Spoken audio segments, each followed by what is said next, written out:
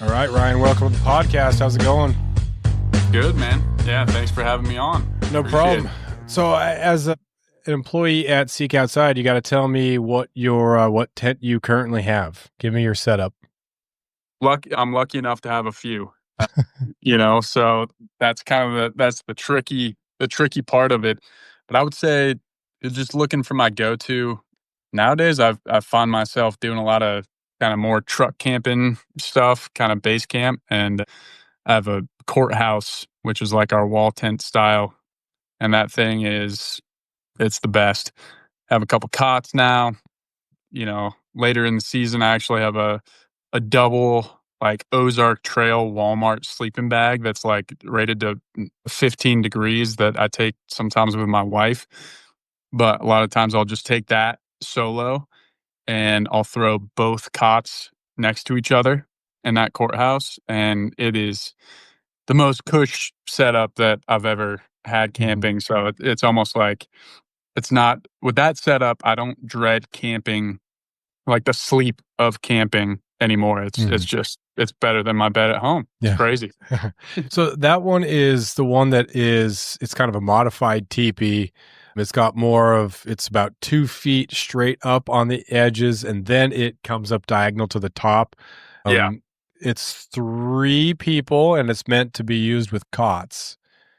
Yeah, that it's like a four person if you just run, standard sleeping, but we because it is more of a wall tent style, we try to, accommodate a lot of people with wall tents. They got cots or air mattresses. So that's why we have that on there. But yeah, I mean it's the lightest wall tent out there just in terms of like being, that shape of your traditional, guide outfitter wall tent. So, but great thing is it's 13 pounds instead of Right. 45 to 100 or whatever. And it sets up in 10 to 15 minutes instead of, an hour. Right. So, Yeah, those yeah. those huge canvas ones. I think of the old Cabela's ones, and I think, man, it would take like a couple hours to set up, but once you're there, like that's a home almost, which is pretty sweet. But then a buddy of mine had one of those, and if it's not absolutely dry when you put it away, especially up here in Southeast Alaska, just a little bit of moisture got in there, and or wasn't totally dry before he put it away, and then he had some issues with mold. Yeah. And man, that was brutal. Super expensive tent, beautiful tent, but man, the Seek Outside is so much easier to get dry before you put it away. Yeah, definitely. And the thing I like about it is my uncle used to take one up to our elk camp that we had every year. And, they'd spend a whole day, seemed like putting that thing together. And it was awesome because it had like multiple little rooms in there, Mm, but it was too much. yeah, If you wanted to move camp or something like that, it was like, you don't move camp once you set that up. You're kind of set. right. So, Yeah. Well, talk to me about liners. What liners can you get with that one, and then go on to stoves? yeah, we got a liner. We have a liner for that one.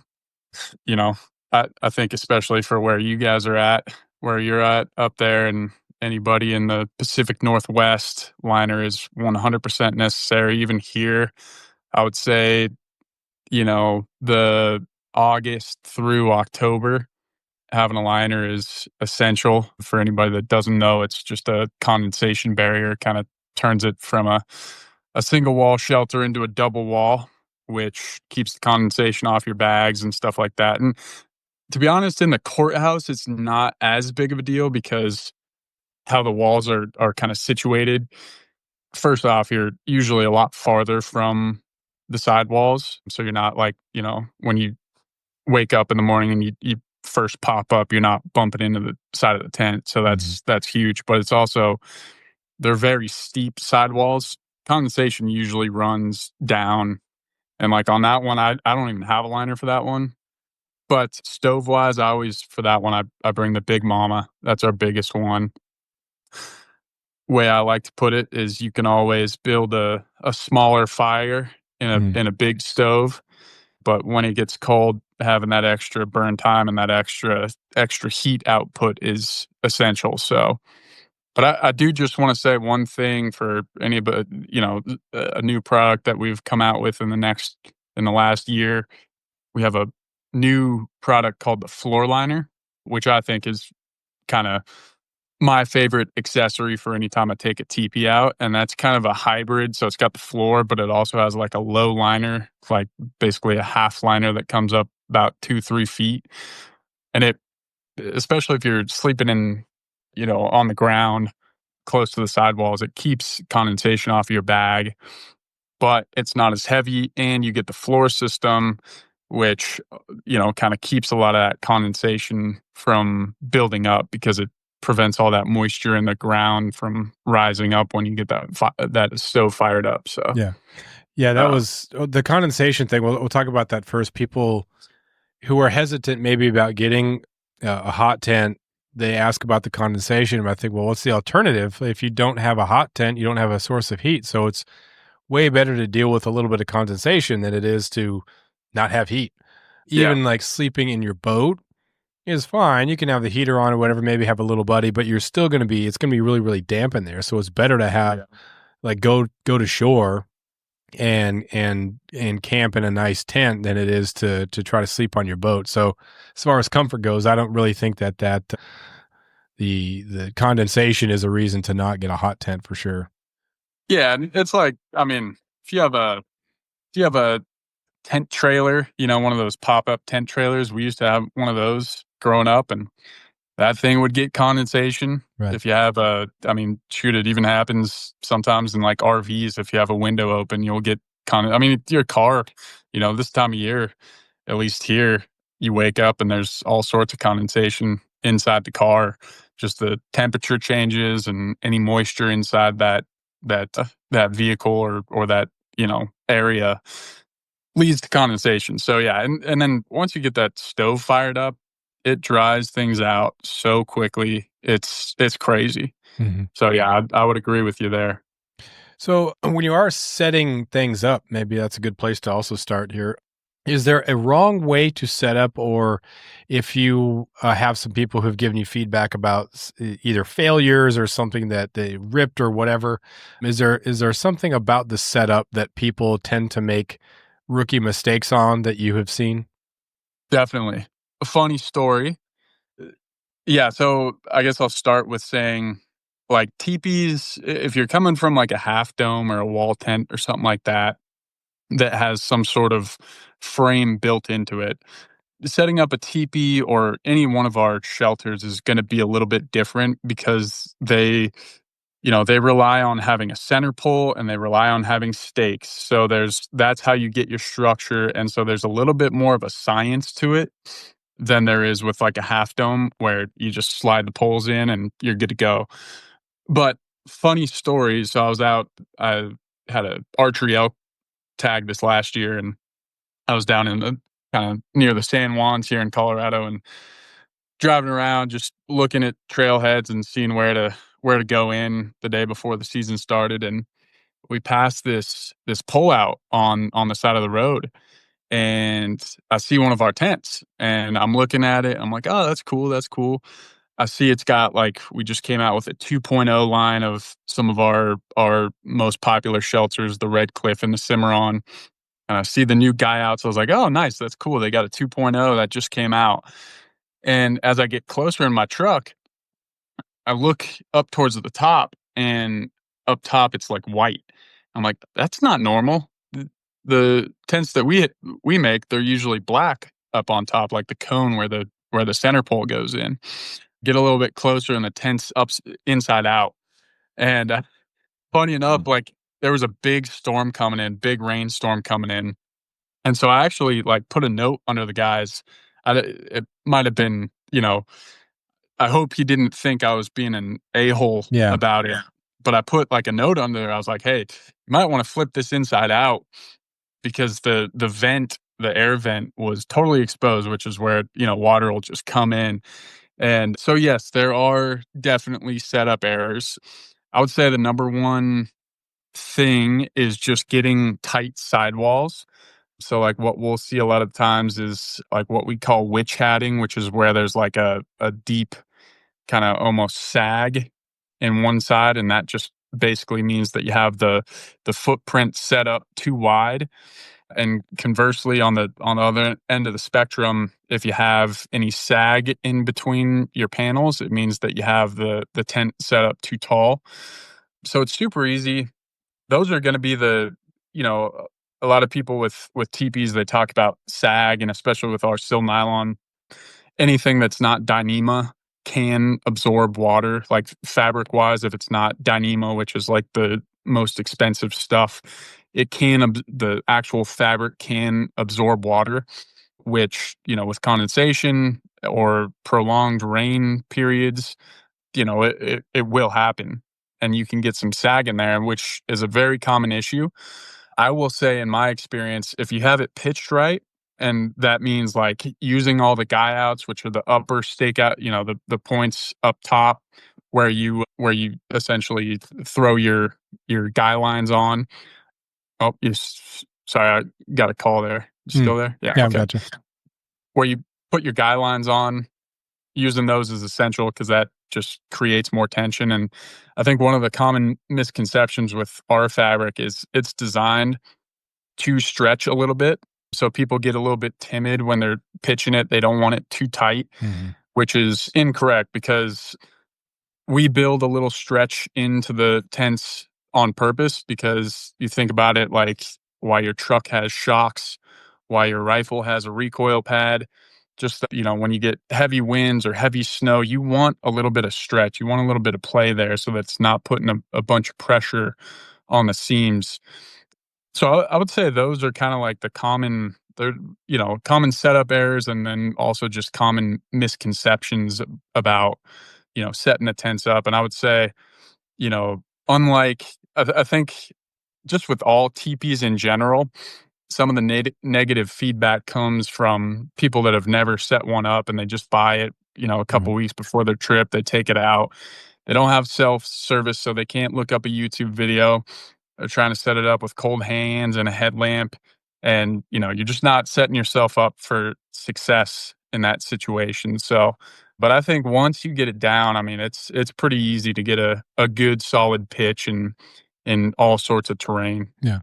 That's the thing I don't trust about reviews is so many of them, you read the review and you think this is user error. It seems Yeah. like half of the things are user error and another quarter are have nothing to do with the product. It's, oh, it arrived late or 2 weeks late. Well, a 1 out of 5 stars because it arrived late has nothing to do with whether or not I should buy this thing or not. You're just distorting the stars on it, and it's kind of irritating. But yeah, I Yeah. try to avoid the user error stuff, but sometimes things that there's like a step that if it's not thorough, and that's why I like that you guys have videos. If you're just reading something, there might be something that the person who wrote the instructions is assuming that you, as the person who's never done this before, might not get. So it seems but things are pretty good and thorough on your guys' end. If you don't get everything like tied out tight, my wife and I were using the Red Cliff 2 years ago, and here in Southeast Alaska, we don't have like big open spaces where you can really kind of clear out a spot, and so we had to kind of go around an old stump. It was some second growth action there, and so it didn't really seem like it would hurt anything. We just couldn't get everything really tight out to the sides. Is that a problem if it ends up being windy, or how might not being able to get everything out tight impact the performance of the tent?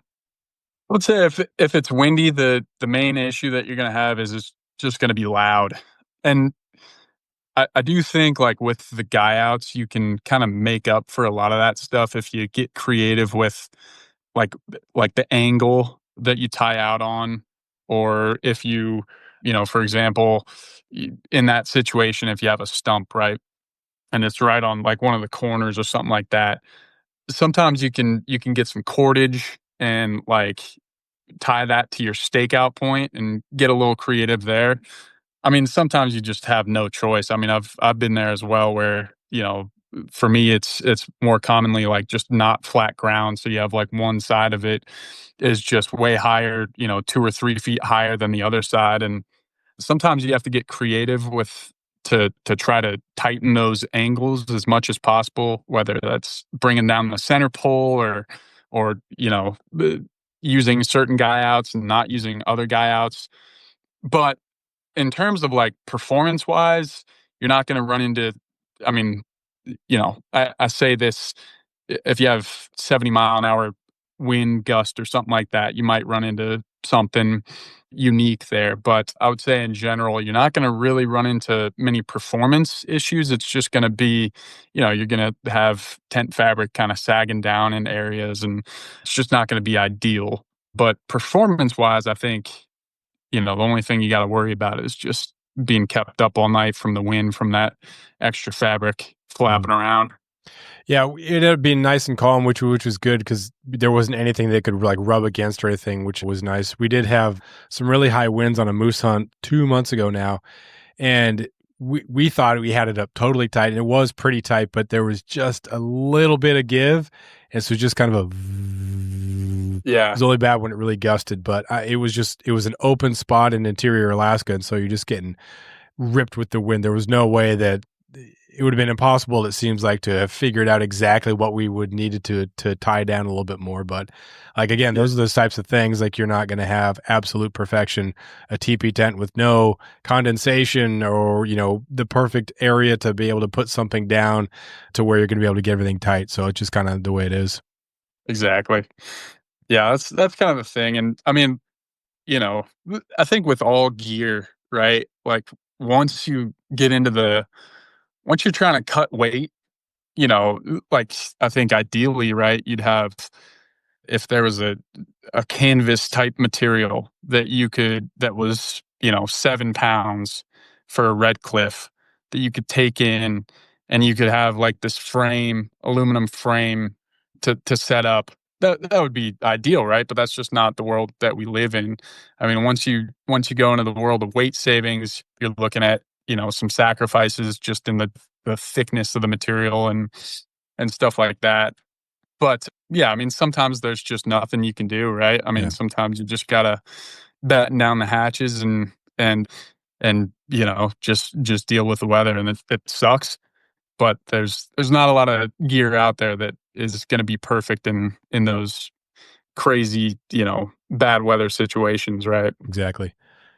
So you have the courthouse. What is one of the other ones you have? I'm assuming you have one of the middle ones, like a red cliff.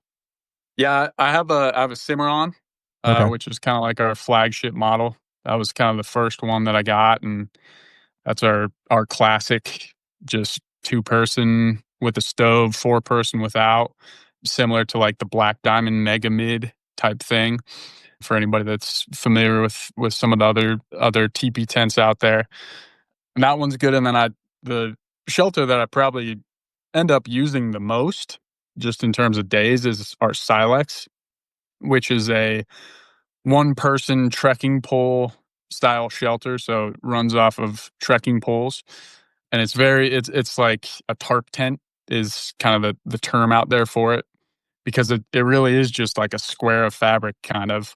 But the thing I love about it is it sets up in under a minute. I mean, it's like 4 stakes, and you can have that thing set up. And I I haven't done it in a couple years, but I try to usually get out for like a spring bear hunt Mm. in Idaho or Wyoming or something like that. And I mean, I'm sure you're familiar with it there in Alaska. Weather rolls in, and you need shelter. Yeah. And I like that one because it's kind of taken the place of my tarp, my like glassing tarp, because it's got zipperless doors, so you can pitch the doors open so you can glass out of it. But it's a 1-person tent, but you can get 3 guys in there in like a situation where everybody needs to be covered. And it's a very spacious 1-person shelter. And that one's cool because it's like 17 ounces, which are like big time heavy duty tarp that we sell. The DST tarp is 19. So it's Mm. actually lighter than that, but it sets up quicker. If you got trekking poles, super easy to use. Throw that thing up. It's pretty hard to mess up the pitch on that one. And it's very adjustable. So that's probably the other one that I use the most, just in terms of days in the field. Mhm. Online here it says there is a with stove jack. You can do a little stove jack on this one person. Yeah. Yeah. Yep, you can do a stove jack in it, and we have our medium U-turn, or like sometimes we do limited drops of our Cub, which is like the smallest stove that we ever made.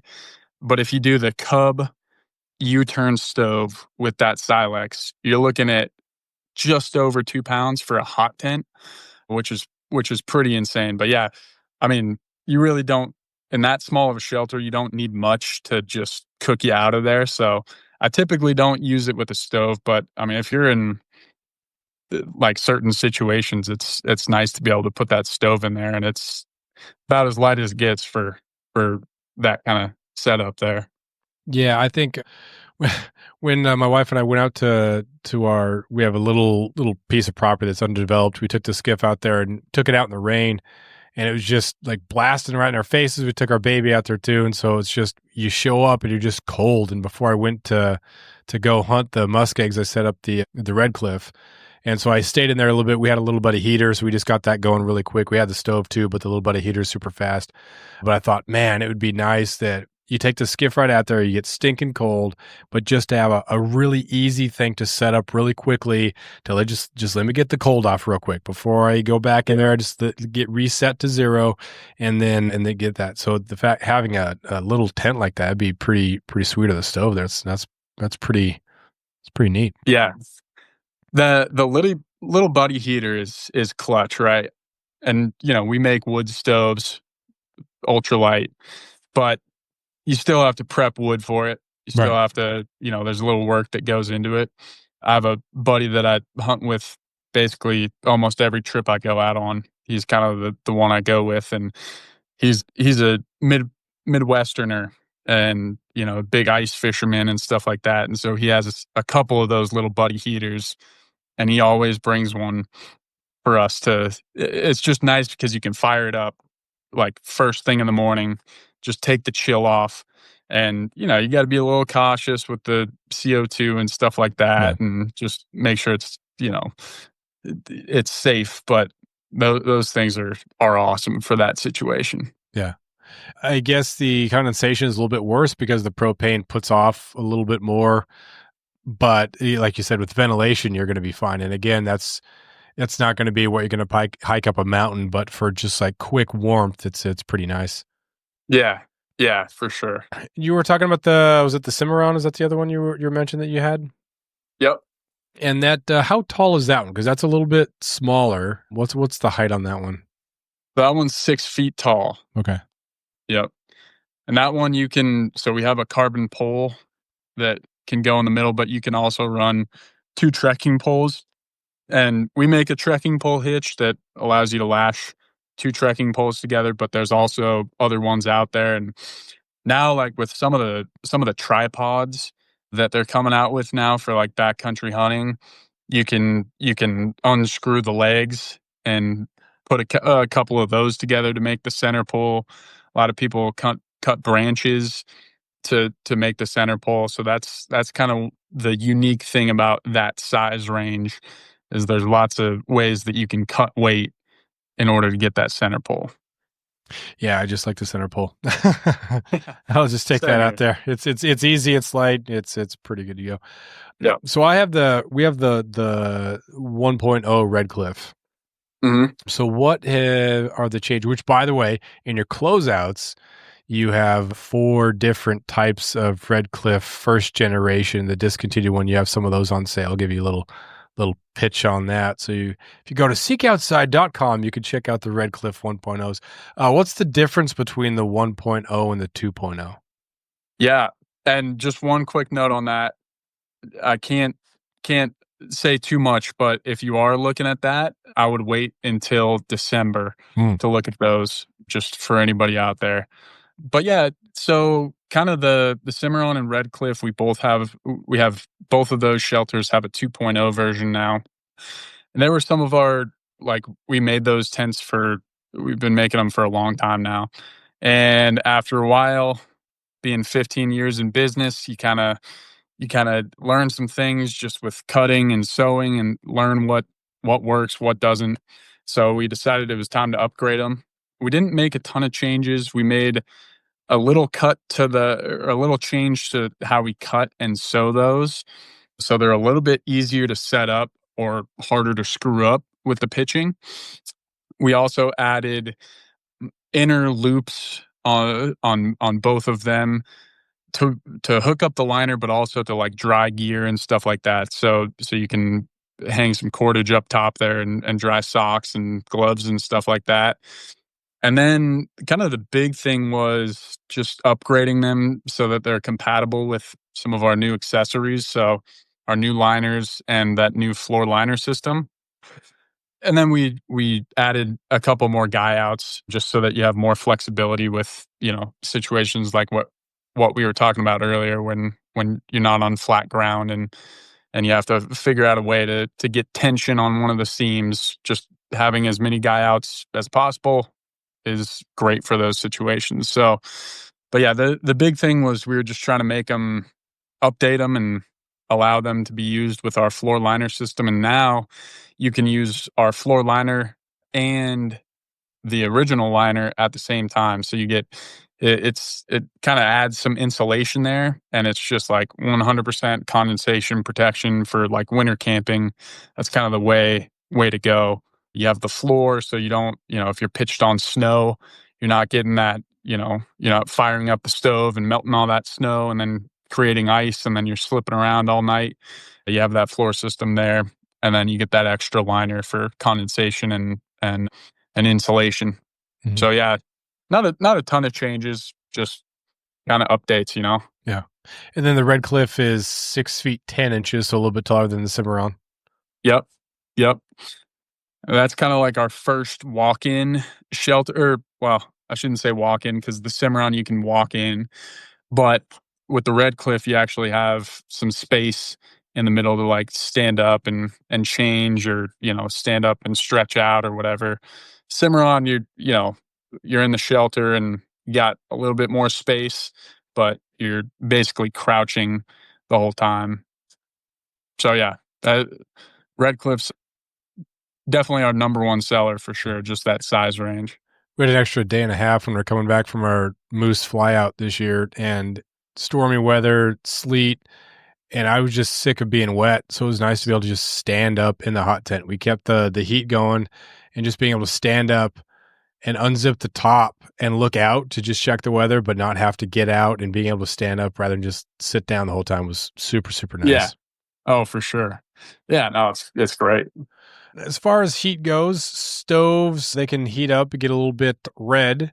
At what point is it too red? Is it possible to get those too hot? And then is there a shelf life on those stoves? Are you looking at, 50 hot burns until they might need to be replaced? Or is it like a lifetime type thing? No.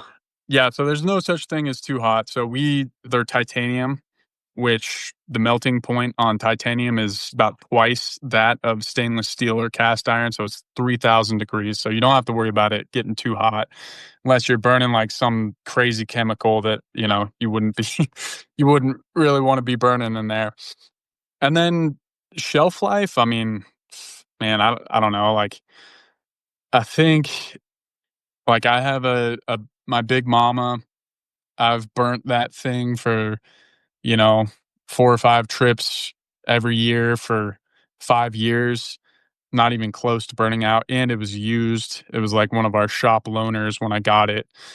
I have yet to find really a shelf life on it. I'm sure it happens, like, but we've been in business for 15 years now, and I doing customer service, I don't think I've ever heard of somebody, like, saying that they burnt their stove out. Hmm. So, it's not like cast iron or stainless steel where you have to replace certain parts after a while just because that melting point is so much higher. Mhm. There's going to be some discoloration, maybe even some bending. And then at what point should you maybe clean the stovepipe? What are some of the basic maintenance if it is really, really strong, if it's going to last a long time? What are some basic maintenance that you should still do? Yeah, the bending and warping, that's totally normal. And even, I'm sure you've noticed on your stove, it'll get a little blue tint to it Right. after you burn it in a couple times. Totally normal, totally fine, doesn't do anything. It's kind of just part of the burn in process. Maintenance wise, I would say the best thing to do is like after, and you kind of have to be the judge yourself and see, there will be soot buildup on the inside there, and that kind of changes depending on what kind of wood you're burning, if you're using a fire starter, what that fire starter is. Some of them put off a little bit more resin. But, like, what I'll do, and I typically do this, like, once every year, sometimes maybe even once every 2 years if I'm feeling lazy, is I'll just take the parts and soak it. Like, I'll fill my sink up, the kitchen sink up, and put a plug in there and just fill it up with warm water, put a little Dawn dish soap in there, and just let them soak for 45 minutes, and typically that pulls all that stuff off. And then, if you really want to, you can go out and wash them to get the rest of that stuff off. Some people will scrub them. I find that that's typically not necessary. If you want to take some steel wool to it, you can do that. It's just, you might have some scratch marks on it or whatever. Mm. I don't think it's super necessary, but yeah, just the big thing is, like, with the damper and the spark arrestor, the piece that goes in between the stove and the stovepipe, that's a little bit more likely to get some of that resin buildup. And once you hit a certain point, it messes with the flow, the smoke, the outflow of that stove. And it can actually, if you let it go long enough, if you have enough stuff in there, it can prevent the fire from getting ripping in there. So that's the most important one, is just making sure that spark arrestor and damper piece is as clean as it can be. And it typically doesn't, it takes a long time for resin to build up on there to the Mhm. point where you're not going to be able to burn a fire in there. But yeah, they're pretty low maintenance. And then I will say the one thing that I have, so we use, like, our hardware, both the legs for the stoves and the wing nuts, weld nuts that we use to put the stove together. Those are actually different materials. So I think some of them are. I think the rod is stainless, like the legs are stainless steel, and then the weld nuts are maybe nickel or vice versa. I forget which one it was, what it is, but those can rust Mm. a little bit. So you want to make sure that those aren't wet when you put them away, because they can, rust and kind of corrode a little bit over time. The good thing is we make all those parts so that you can get replacements at your standard hardware, Ace Hardware store. So if that does happen, which I've had to do that before, you have a easy replacement. But that would be probably the one pain point just in terms of maintenance for those stoves. Mhm. So we've cooked tenderloin on top of one of those in a pan, but you now have large grill tops. So does that goes over, or that replaces the top piece of the stove, and you cook just right on top of that? Yeah. Yeah. They're kinda cool. Definitely a novelty thing. Yeah, they just replace your standard top, so you'll have to kinda disassemble the stove to get that grill top on there. But yeah, you just cook right on top. It basically turns it into a barbecue, and it's a fun bushcrafty thing to do, right? If you have a Traeger at the RV park or whatever, wherever you're staying, you probably want to use that because that you don't have as much temperature control just with how they're built. It's basically like you're cooking over an open fire. But yeah, it's fun. It's great for you can in certain areas, certain river trips, they are considered like a legal fire pan because it's contained fire. So that's one of the benefits there, and you have to check your local regs to see if it's good, if it works there. But, like, I know in the Grand Canyon, it is considered like a fire pan that you can use there. So yeah, just another accessory, another way to use your stove year round. Turn it from make it so that you're not just storing it in the garage for 6-7 months out of the year. Mhm. You have a fire mat and a stove stand. Are those primarily, well, obviously the fire mat's for increased safety, especially if you have the insert of the floor. But stand, is that the space, or what can you tell a little bit about those two things? Yeah, the stove stand is just to get that stove up off the ground. It's nice for, if you're doing snow camping or something like that. just because you can kind of get it up a little farther from the that snow layer and prevent that ice buildup. And then we have like an accessory tray which allows you to it kind of like creates a little flat spot right next to the stove. A lot of people actually use that for cooking Hmm. because it's a little bit more controlled heat or like boiling water or something like that. Yeah, the to be honest with you, I never really use the stove stand. I have one. I just find it's an extra 5 minutes of your setup. And one of the things that you'll notice, like especially when it's really cold, when you're burning one of our stoves, is you'll see there will be like a line, like if you look at the side of the tent and you have any condensation, when you have that stove running below the line of the stove, the sidewall of the tent will be like frosty, Hmm. and then above it, it'll be all like dry and warm. But that's why I don't typically use the stove stand, because it does, elevate that level of heat and kinda brings it to above where your sleeping bag is, so I think it can kinda diminish the warmth where you're sleeping there. But, it's space, storage, all that stuff, yeah. Yeah, that's what when my wife got one. We haven't used it yet, but I thought because we kind of put our cups and stuff next to the stove, so having like the cups and things like up off, so like right behind it, not using the stand for the stove, but using it for cups, mugs, plates, things like that is kind of what we thought we'd use it for. Yeah, yeah, like a little ultralight table. Yeah, Yeah, exactly. yeah. What am I missing here? What else do you need to talk about, or is there anything else that you can tell about sales coming forward, or other things you got going on? Yeah, man, so we definitely have some cool stuff coming out, this next spring. We've been kinda working on a new line of tents that have some unique features to them. Can't say too much because we're not 100% certain on release dates. We do have some stuff on our Instagram that kinda some teases of those. I think we're gonna have 2 or 3 shelters coming out in that new line, and one of the things that's unique about them is they all have a pretty cool ventilation system there. And then kinda just the the one that I'm pretty excited about, just being a courthouse user, is a courthouse user. Being a guy that uses the courthouse a lot, it's more along the lines of a wall tent style. It's super spacious, but, like, you end up getting a lot more space than the courthouse, but it's actually lighter as is right now than the courthouse. So that one's super cool. I will say I'll take this time to plug our backpacks. That's one thing that we're kind of a little bit less known for, but we are growing in that space. I would say, like, we sell more and more backpacks every year.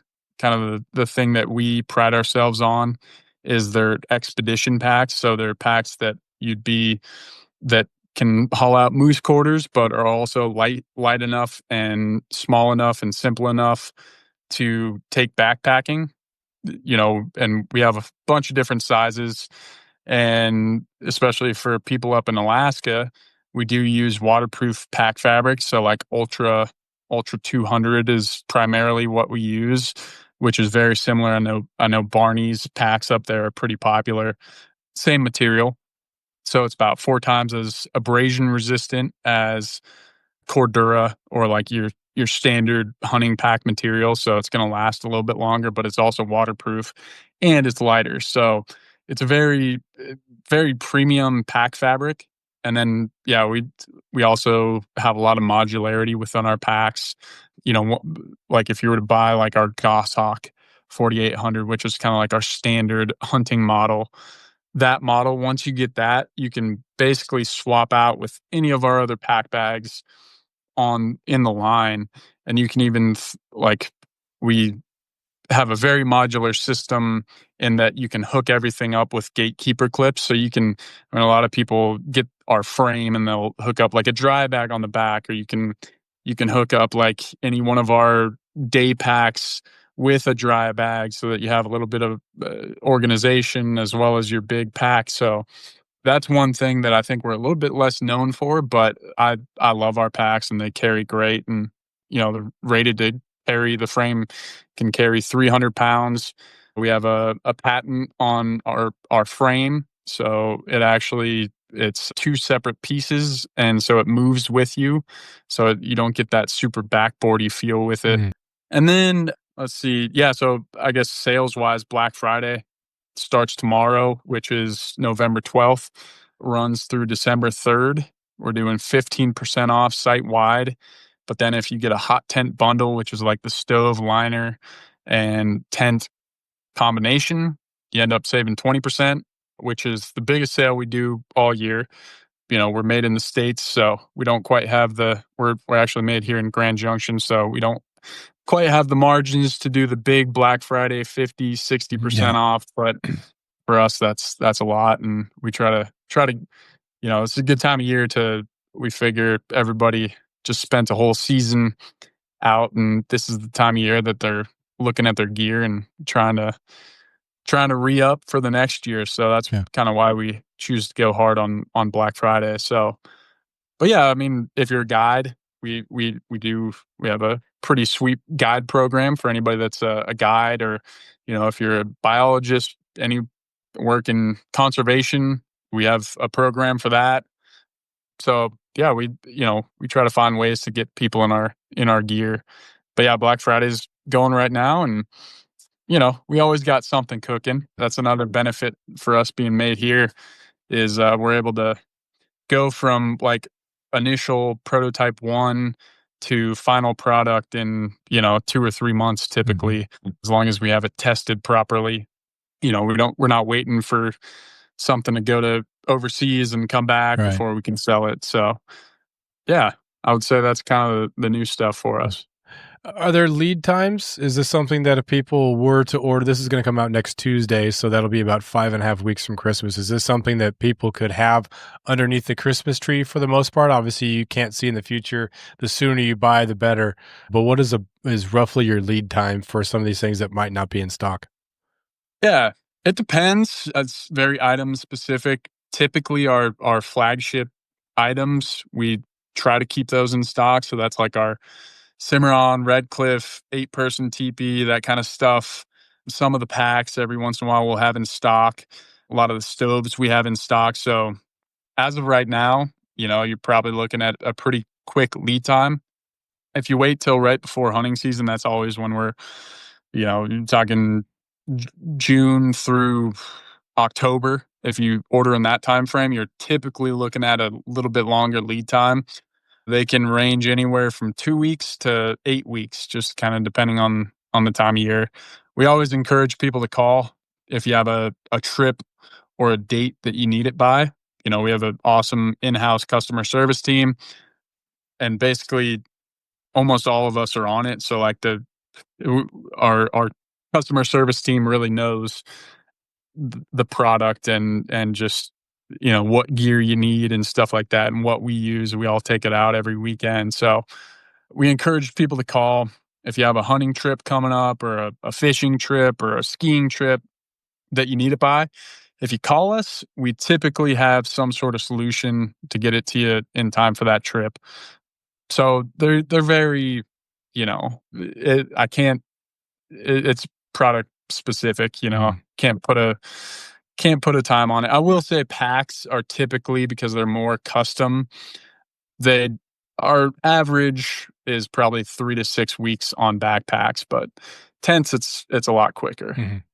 And then one thing I meant to ask about this earlier is the seams and having seams sealed. You could do that yourself, or you could order that, or have you guys do that. I know when we ordered ours, we had you guys do it. And it seemed a lot nicer and more efficient to have you guys do it. My buddy Ryan has one, and there's a lot of extra seam sealer around the tent. He said he got it done, but it was pretty nice and convenient for us to have it done.